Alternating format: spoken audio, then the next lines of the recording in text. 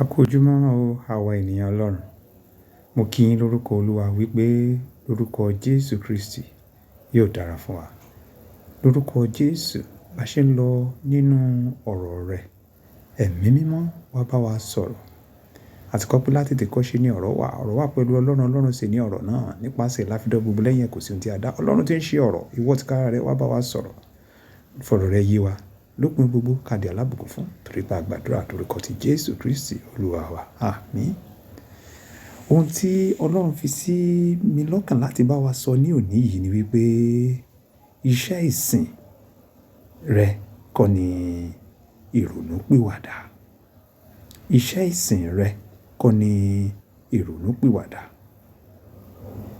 Iṣẹ́ ìsìn rẹ gẹ́gẹ́ bí aṣọ́nà nílé Olúwa.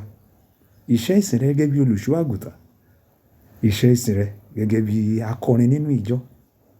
Iṣẹ́ ìsìn rẹ gẹ́gẹ́ bí atẹ́dùrù. Iṣẹ́ ìsìn rẹ gẹ́gẹ́ bí alùlù. Iṣẹ́ ìsìn rẹ gẹ́gẹ́ bí atún ní Olúwa ṣe. Iṣẹ́ ìsìn rẹ gẹ́gẹ́ bí àwọn tó ń gbani níyànjú.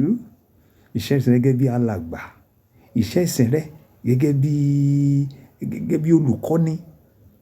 Iṣẹ́ ìsìn rẹ gẹ́gẹ́ bí ẹni tó ti ń fi owó rẹ̀ sìn tó fi ń tọ́jú àwọn ènìyàn Ọlọ́run, tó fi ń tọ́jú gbogbo àwọn òṣìṣẹ́ nínú ìjọ àbí tó ti ẹ̀ fi ń ṣe fún bí ọ̀rẹ́ àbí aládùúgbò.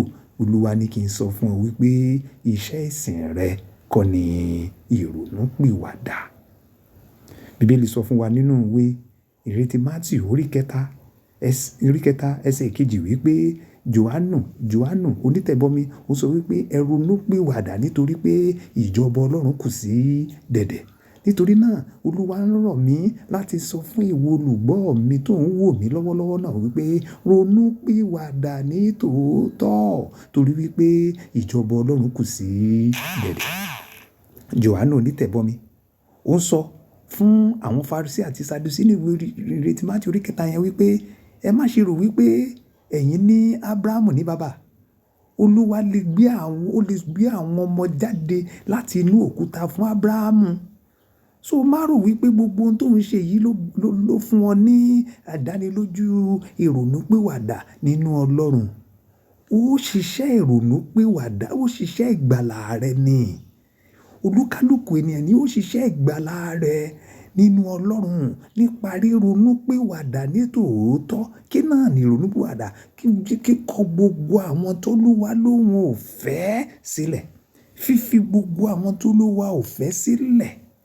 Dídí rọ̀ mọ́ Jésù Kristi Olùgbàlà nìkan. Oore ọ̀fẹ́ àti agbára láti ṣe eléyìí.